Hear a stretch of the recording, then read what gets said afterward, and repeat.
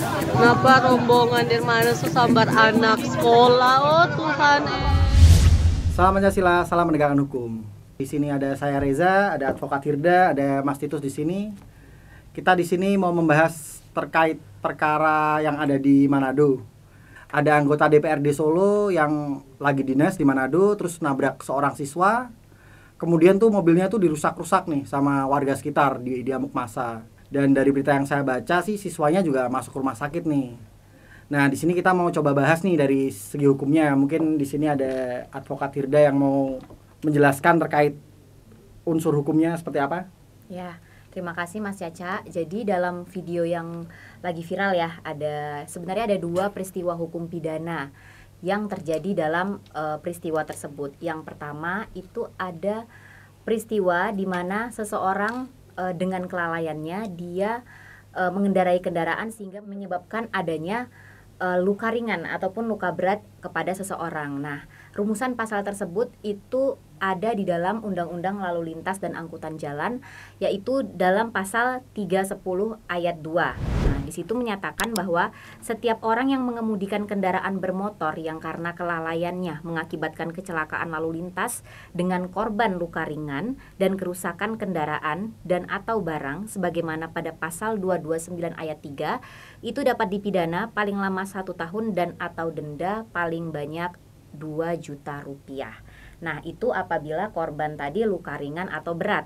Tetapi jika itu menyebabkan matinya seseorang atau meninggal dunia, maka di sini pidananya adalah pidana penjara selama 6 tahun dan atau denda paling banyak 12 juta rupiah. Itu adalah peristiwa hukum yang terjadi dalam video tersebut.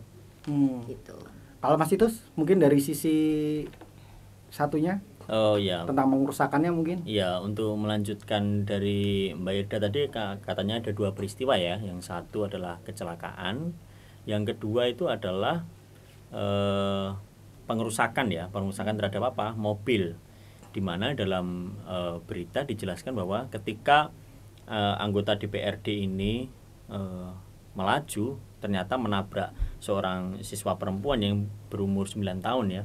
Itu seketika itu massa tidak terima bahwa mobil tersebut mengendarai kemudian menabrak. Akhirnya massa tersebut dengan seketika langsung merusak mobil tersebut. Nah, di situ dapat dimasukkan dalam rumusan tindak pidana ya, yaitu di dalam pasal 170. Barang siapa dengan terang-terangan dan tenaga bersama-sama merusak barang ataupun menyerang orang, itu ancaman pidana maksimal adalah 5 tahun 6 bulan. Jadi kalau dikaji secara hukum, yang merusak mobil itu juga dapat dikenakan hukuman, ancaman pidananya cukup tinggi. Nah, mungkin teman-teman semua yang perlu kita sampaikan juga adalah di sini bahwa ketika terjadi suatu tindak pidana ya dalam suatu waktu, hendaknya kita sebagai masyarakat itu tetap mengutamakan budaya hukum yang baik. Yang salah satunya adalah ketika kita mengetahui ada tindak pidana, kita bisa melakukan atau melaporkan kepada pihak yang berwajib, yang dalam hal ini adalah Kepolisian Negara Republik Indonesia, dan menghindari hal-hal atau budaya hukum seperti main hakim sendiri dan juga pengerusakan seperti itu.